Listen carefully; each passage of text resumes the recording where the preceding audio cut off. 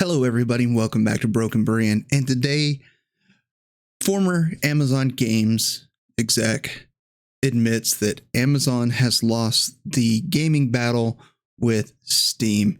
And a lot of people have known Amazon's been trying to break into the gaming arena for a while. And they launched Stadia, which they shuttered last year or the year before, a couple years ago, I think. 2003 or something like that. And Amazon's got the money to outspend and outbuild anything that Steam could. But here's the thing. He even admits it in this interview, in this article, that they just underestimated the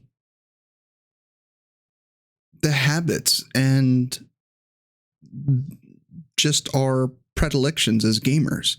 Now, Steam has been around for a while, and everyone's like, "Oh, well, I just stay on Epic or but Steam has a lot of different things. There's a lot of things that are more interactive, a big community. I've made quite a few friends on Steam playing games. I've only been on gaming on Steam for a year and a half, give or take, and doing so, I've made a few dozen friends, just online gaming. We game, and it's fun. Here's the thing. They wanted to break into it, and they just couldn't. What they failed to understand is that we found something we liked, that we enjoyed, and didn't need much improvement.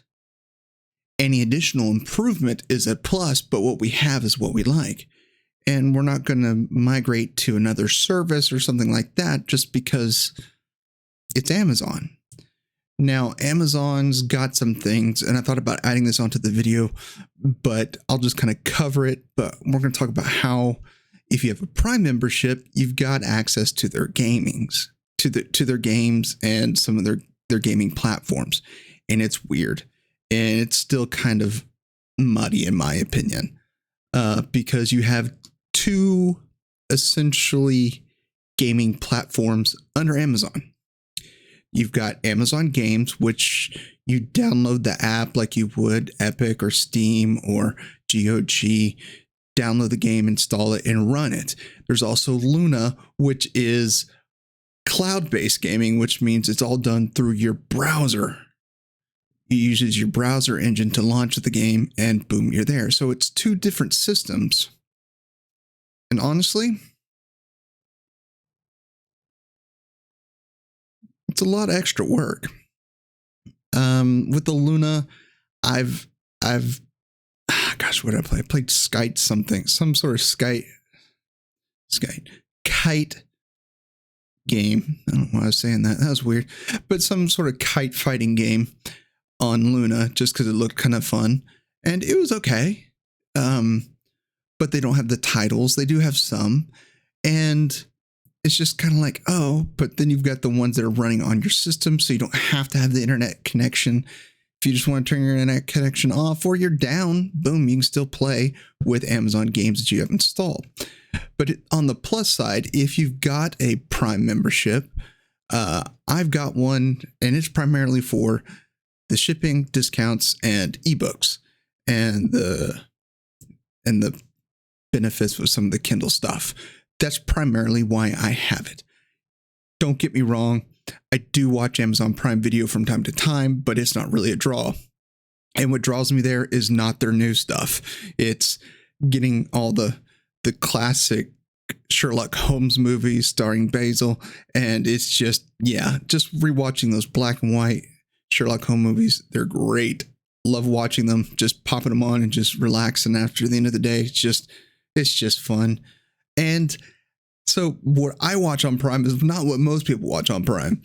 Don't get me wrong. I muddled through part of Rings of Power, and, The Boys up to a certain point when it just got too much. It was just too much. And Invincible's not bad. I'm way behind on it, but, Invincible's not too bad. And we won't talk about Wheel of Time again. But with that, you can get free games through Prime Gaming, and it's included in your Prime membership. And with this, you can get games that you can play through Amazon Games. You also have access to Luna, so you don't have to buy a separate membership. But if you don't have Prime, you can buy a Luna memberships, which that's up to you. But honestly, just buy the games you want. Trust me, it's like a really cheap knockoff of like a gaming pass, like an Xbox gaming pass of games that you never would play. It really is. But with the Amazon Gaming, they give out free coupons and for games across multiple platforms. Usually it's GOG and Epic are the big ones that you get coupons for the free games, but you also get some to Legacy Games and some other independent, smaller studios. I think I've only gotten one through Steam, and I didn't even realize this existed till somewhere around Christmas. And I was like, I didn't even know this was here. I could be doing this all the time and getting all these free games on Epic and Steam and GOG, and I didn't know. And I was a very early adopter of Prime. I've had it for a long time. So much so I remember when it went from student prices to normie prices, and that really upset me. And I've tried to redo that, but yeah, to no avail. However, all that being said is Amazon still continually trying to break into gaming, but their former boss just like, we can't do it. We can't do what we thought we could do. We thought we could be a better Steam. And what they lost was they built a platform, but not the community. So to counteract that, to not counteract, but to attack on that front, they bought Twitch. And Twitch, I deleted my Twitch account because if you've been over there, yeah, there's gaming, but it's also a cesspool of right up to the line, just terrible content. I mean, some of the stuff that they get away with is questionable, and it's just blah. Like I won't touch Twitch anymore. It's terrible. It really is. And they were going to use Twitch as a platform, use the Twitch platform to kind of tie in Luna and Amazon Gaming, where you could literally just start playing your game, link it to your Twitch account, and automatically start streaming with Luna. You don't have to have any other extra software. You usually playing Luna, streaming it to your Twitch account with a camera and a microphone, and you're set. You don't have to use OBS or StreamYards or Streamlabs or anything like that, or Restream. You can just go straight with a microphone, camera, and Luna Gaming. That was going to be their big idea, and they thought it'd be so successful. That did not happen. And now that Twitch is literally a cesspool of content, it'll never happen. It really won't. The fact that Twitch is still making a lot of money really goes to show you that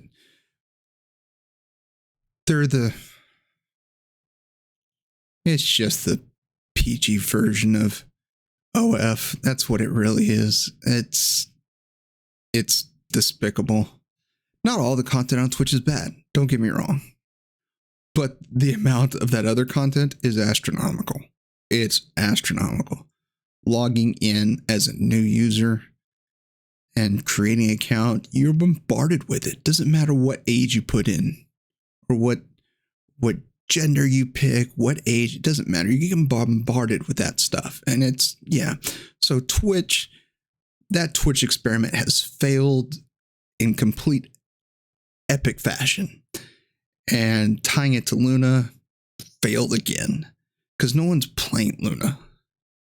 And so really what it comes down to, if you've got Amazon Prime, you can get some free games on GOG and Epic and some other places. And I actually got one for free, what was it? Wolfenstein Young Bloodline or something like that for Xbox.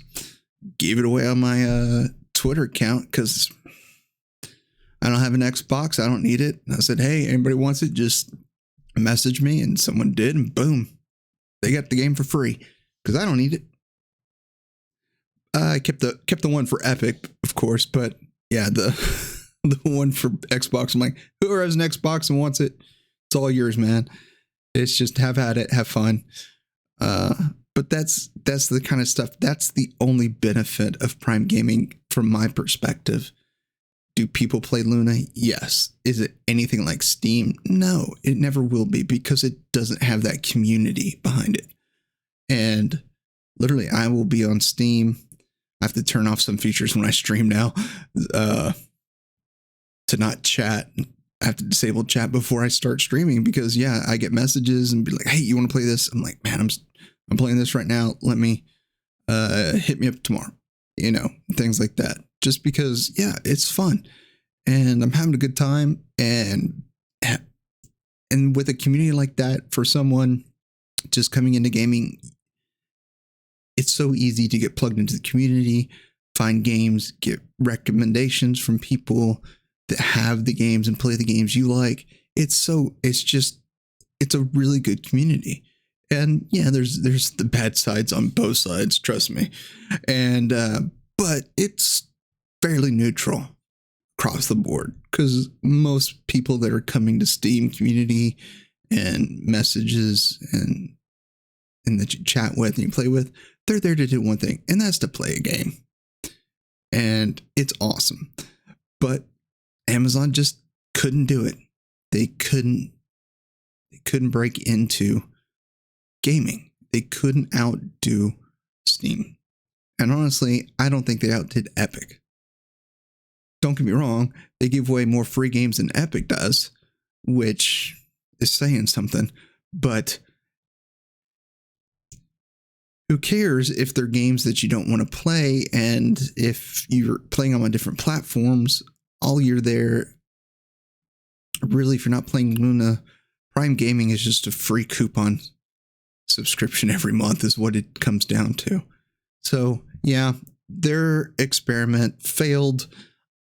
I don't know what the future of Amazon Gaming is going to be, if we're going to keep getting Amazon Gaming as it is, if Luna is going to stay in place, if it's going to disappear, because really, I've got Amazon games loaded up on my PC, and there's a few games that I've gotten for free over time that I can play. Not tons, but yeah, there's games on there I'm like, ooh, I'd like to play that.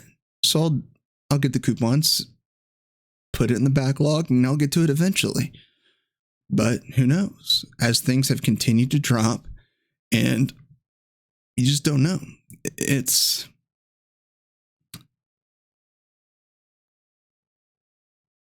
Stadia. Stadia wasn't Amazon. Stadia was Google. My bad. I misread that. Sorry for my misinterpretation. Yeah, Stadia was Google. That's right. And it's one of those, it's like, yeah, we're going to come in and do this better. And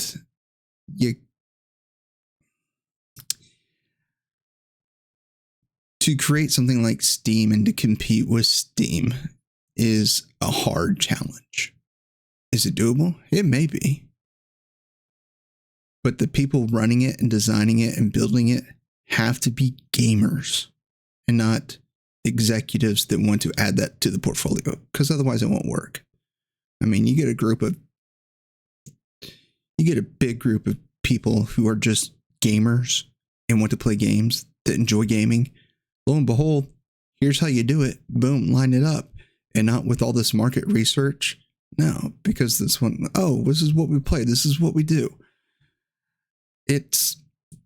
Yeah, Amazon has it, but yeah.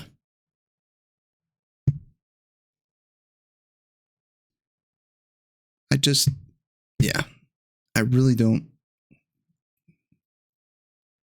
I understand Amazon wants to be into everything.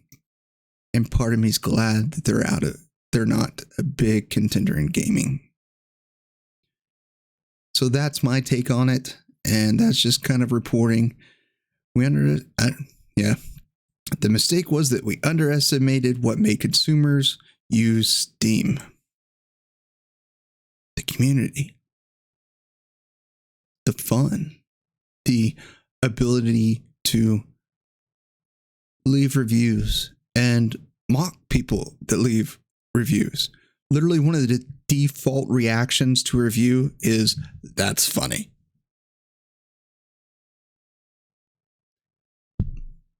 Come on. Gamers know what gamers want, and that's how it is. So, good try, Amazon. Just give us some free games with our Amazon Prime subscription and call it a day. That's all I can say. So, just thought that was a fun little interesting kind of tidbit insight into what Amazon's done and tried to do, but didn't succeed. David won this battle. As they put it, Goliath lost. Yeah, I mean, Amazon could outspend Steam at any time. And they did. And they still lost. Because you have to capture the heart of the gamer. And they failed. They didn't do it. So it didn't succeed. So, sorry, Amazon. Try something different. You know, please, you couldn't please gamers. You've destroyed multiple book series on your Prime Video. So why don't you actually listen to the people you're trying to reach instead of what the people who are saying things that you have to do to try to reach those people? Listen directly from the people. Hey, don't mess with Tolkien's lore. Okay. Make the outfits in Tolkien look at least as good as Peter Jackson did with a fifth of the budget that you have. Just saying. Just saying. And pray for forgiveness for what you did to Wheel of Time. Seriously, just pray for forgiveness. That's just... We'll leave it there.